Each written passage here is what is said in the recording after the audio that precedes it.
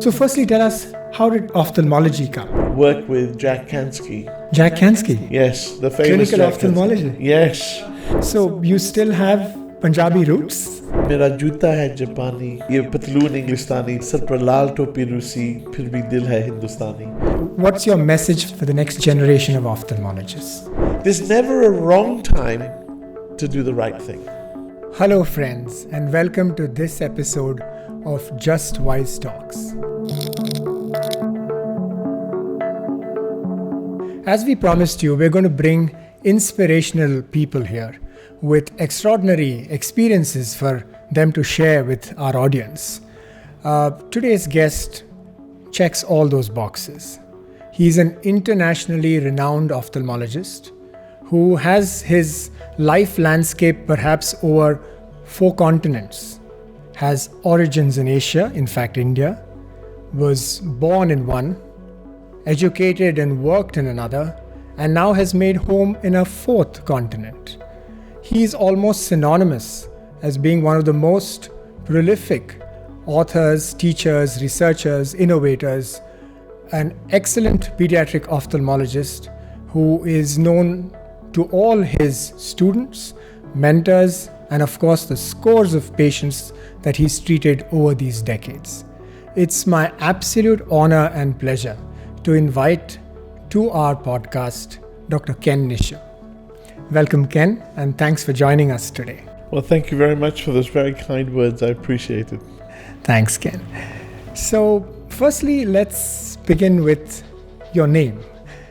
Punjabi by nature, right? Yes. And yes. yet, Ken. Right. Really? Yeah. What's the story on that name? So, I was, as you said, I was born in Africa, actually in Nairobi in Kenya, and then at the age of around 7 moved to the United Kingdom where I grew up. I did my schooling, I went to medical school, and then I was fortunate enough to work with Jack Kansky. Jack Kansky? Yes, the famous Clinical Jack ophthalmology? Kansky. Yes. Yeah, the man who wrote the book that everybody read, right? Everybody reads. So I was fortunate enough that he asked me to write a little book with him, a handbook, picture book of ophthalmology.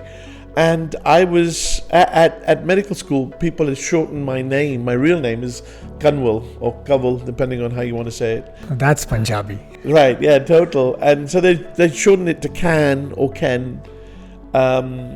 And when I wrote the book, I said to him, I really want my name to be Kanwal, Kanwal Nischal, and then everybody can say it the way they want to say it. And I'll never forget, he put his arm around me, he said, come sit down next to me. He said, the English don't know how to pronounce foreign names. And he said, my name is Jacek. Of course, he was Polish. Right. And so he said, but everybody calls me Jack. So he had called himself Jack J. Kansky, the famous J.J. Kansky. He said, so you should be Ken K. Nischal. And of course I spoke to my mother about it and she thought it was brilliant. She said, well, your name has to start with K, so it's still Ken. And so that's how I became KKN or Ken K. Nischal. Oh, wonderful. So firstly, tell us, how did ophthalmology come? Do you have a family of doctors? No. Did anyone inspire to do ophthalmology? No. In fact, the funny story is, so I know this is going to sound strange, but I was a very lazy medical student. I see. I don't know why. I wasn't enthused by anything until I did my 6-week rotation in ophthalmology in my 4th year of medical school. And at that point, my classmates were struggling. When they give you the ophthalmoscope and you're supposed to look into each other's eyes, I could see everything straight away. Everything. It came was to easy. You naturally. It was easy. Optics was easy. I understood everything. And the consultant at the time, who was the head of the firm, he said to me, you should do ophthalmology because you find this easy. And, he said the on-call isn't bad. You don't have to work too hard. It's a good living. You make people see. And I thought, that sounds like a reasonable thing. That's awesome. And then pediatric ophthalmology. That's really away from the glamour and the glitz of cataract and refractive surgery. So yes. What got you there? Well, actually, Anand, if I may, just before I got to that, After I finished my medical school, in England you have to do these houseman years. So 6 months general surgery, 6 months general medicine. And I think sometimes, you make your luck. There's no doubt about that. Sometimes luck comes to finds you. you. Yes. And when I did my first house job, and this will all make sense in a minute, what happened was that I passed my exams, but I didn't have a job, and I got a call that there was a job available in one of the district general hospitals in London. I went, interviewed, I got the job. On the way home, when I got home, my mother said, the professor of surgery at King's College, where I graduated, his senior registrar had called. So I called him back. He said, Ken, the person who was supposed to take the job here failed his exams. So we'd like you to take it. I said, I've just given my word to somebody else. He said, ring him and say that you've changed your mind. So this was the second thing I learned at an early age. When I rang this man and said, look, this is the situation, he said, well, you have a very difficult choice to make. You either stick to your word, or you stick to what you think, or go to what you think will be better for you. And at that moment, I stuck to my word. And it was because of that, he really valued me. I worked very hard.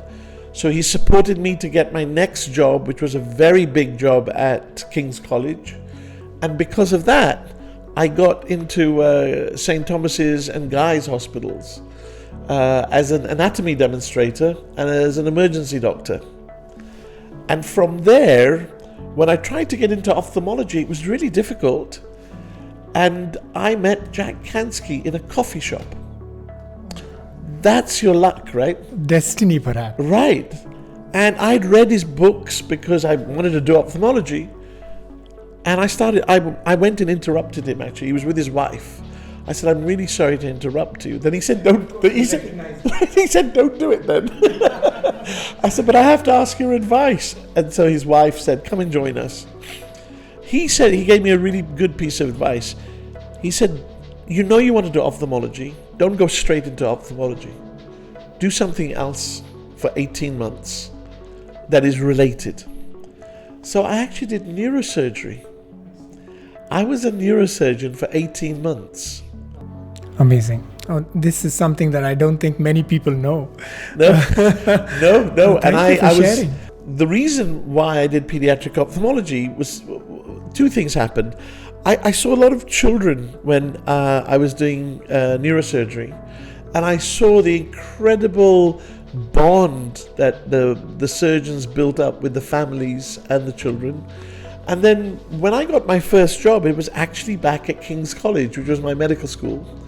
And in my first week, I worked with a man called Waggy Aklamendos, who was a senior registrar and definitely into pediatrics. And I'll never forget, this mother had a baby, and he was doing a refraction, and he looked at the mother. He said, the reason your baby can't see is that the baby needs glasses. And they had these sort of ready-made spare glasses. They put them on this baby's eyes, and the baby just went like this. And I thought, wow, what an amazing career, where the closest bond on earth is between a mother and a child. And here he was able to tell, he was able to tell the mother something about her child that she didn't know. And it changed their relationship. So I was sold. It was that clear cut to me. Wow. Okay. Yeah, I think sometimes in all our lives, there's just that one thing that absolutely changes it. Yes. Amazing. Talking about family, Ken, I think I've seen you as when I was doing my residency back in Chandigarh, and you used to visit there often. In fact, you've come and given so many guest lectures. So you still have Punjabi roots? So I have Punjabi, so my first lecture I ever gave, and I said, Mera juta hai Japani, sar par lal topi Rusi, ye patloon Englistani, phir bhi dil hai Hindustani. And I think that's true, that's who I am. मैं पंजाबी बोलना, जो मैं पंजाबी बोलना लोग समझते हैं पंजाबी है क्या? Because my mother would not speak to me in English. Through your professional career, you've been almost synonymous with Great Ormond Street Hospital. The thing about Great Ormond Street Hospital for Children is that whoever you ask an opinion within their field, you know it's top 10 or top 50 opinion in the world. You know, that so you're working with a very erudite team. Very elite, and everybody had the same approach, the child first and always. And so, yes, I was very lucky. David Taylor and Isabel Russell-Leggett were very supportive. And at Sick Kids in Toronto, I had met Dave Rootman. And he had shown me that you can do something about children who are born with congenital corneal opacities. And so when I came back, I said that this is what I wanted to do. And I had done a lot of corneal transplants as a senior registrar. And so the service started, and before I knew it, I was getting children referred from all over the country, from Ireland, from mainland Europe, from North Africa, and of course private patients from the Middle East, from Russia. And so my experience and my reputation for pediatric cornea really was in that place. Great Ormond Street is on Great Ormond Street itself, but on the back side is Guildford Street, and the two are connected by Lamb's Conduit Street. And I'd come in by train, and I was running because I was late, and I came round the corner from Guildford Street onto Lamb's Conduit Street, and there was a homeless person sitting on the corner that I didn't see. And as I came round, my knee hit his face. I still remember this. It was a bright sunny day. And I'm apologizing to him because I know I've hurt him. And he looks at me, and he's not even angry, but he looks at me, he says, "You know, this place won't stop when you're dead." And for the first time, I walked into Great Ormond Street that day. I mean, I'd always walked into that thinking, I am the luckiest man alive to work here. But that day, I walked in and I thought, I'm not indispensable. I'm not indispensable. No one is. And the only people who will miss me are my children. And I can tell you, when I made the decision to move, people thought I was having a breakdown. But the people who knew me, they knew I was doing it for my children. And, it's the bravest thing I've ever done, because many people have left Great Ormond Street and disappeared. But you only got better. Well, I tell you why that is because, so I have we talked about mentors, obviously Jack Kansky, Alex Levin at Sick Kids. And I rang him and I said, you know what, this is the situation. And I'm thinking of leaving Great Ormond Street. And he said, where are you going to go? I said, I'm thinking about the US. He said, do you mind if I let everybody know that you're interested in moving? And so the next thing I know, I had offers for jobs from Hong Kong, Melbourne, San Diego, LA, Seattle, Boston, and then Pittsburgh. So, and then I'll never forget, I was in my clinic, I get a phone call from Joel Schumann, who was the chair at the time. He's the co-inventor of the OCT.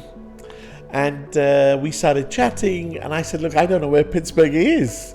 And he said, well, we'll fly you over. Why don't you come and visit us? And I went on a weekend. And I think two things happened. Number one, I really liked Joel Schumann. I thought he was a really good, sincere man. But then I met the president of the Children's Hospital, because I've always ever worked at children's hospitals. And so his name was Chris Gessner. And I'll never forget what he said to me. He said, Ken, we're never going to be the biggest children's hospital like Great Ormond Street or Sick Kids. But then he looked at me, he said, but we can be the most impactful. And I think that's true. No matter who you are, no matter where you are, you can make a difference. And that was something else I learned from Chris Gessner. It was great.